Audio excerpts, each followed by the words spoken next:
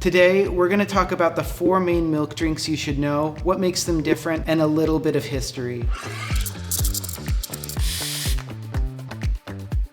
The first drink we're going to talk about today is the cappuccino. This is the oldest drink that we're going to have historically wise. The cappuccino first came around in the late 1800s, and instead of featuring frothed and steamed milk, featured whipped cream. The modern iteration of the cappuccino came around in the 1930s with the current iteration of the espresso machine. We are steaming milk, we are serving espresso. A traditional recipe was 1 part espresso, 1 part milk, 1 part foam. Even layers all the way through. This is a very strong and potent drink.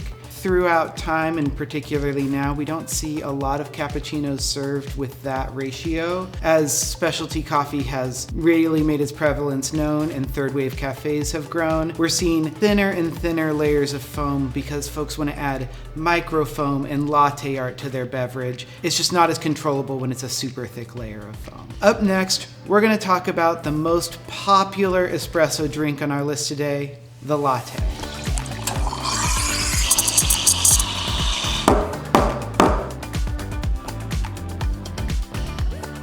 The latte is actually a much younger drink than I first thought when I was doing all of my research.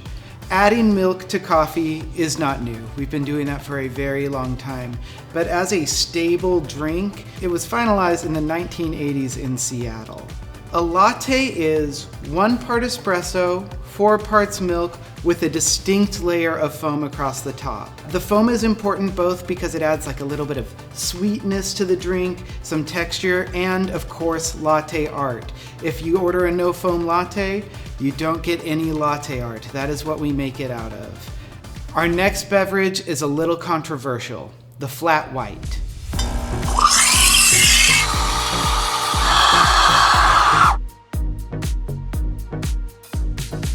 When it comes to the flat white, if you're watching this video from the States, this is an older drink than you might think.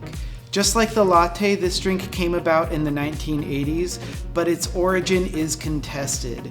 There are cafes in both Australia and New Zealand that claim the creation of this drink, either as a white coffee flat, or just as it eventually became to be known, the flat white.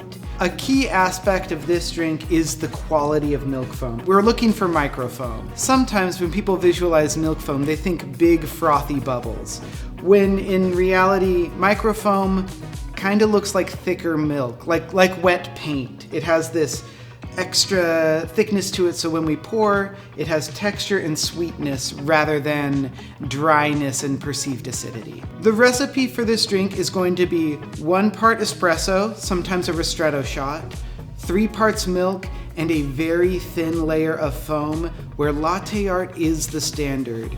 This drink has really influenced modern cafe culture and improved milk steaming overall. I feel the echoes of the flat white when I order a latte when I go out to a nice cafe, or even a cappuccino. This foam standard is what people expect.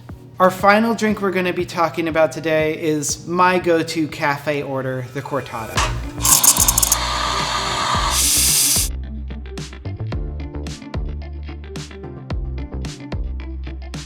Our final drink of the day is a Cortado. This drink comes from Spain. The name means cut, and that's sort of the idea behind this drink. It is 1 part espresso, 1 part steamed milk with a light layer of foam on top. This drink is pretty intense. You get a lot of coffee-forward flavors, and you really get to taste and enjoy the espresso that you are drinking, while also not having to drink straight black coffee. This is my go-to personally when I'm trying out a new cafe or even going to an old standby of, I really want to taste the coffee and enjoy it and take some time sipping it with my friends. Those are our 4 main espresso drinks you should know to serve coffee in a cafe. Do you have a go-to drink that you order every time you go to your local shop? Let us know in the comments below. Please make sure to check out the description to like and subscribe to our channel and sign up for our email newsletter.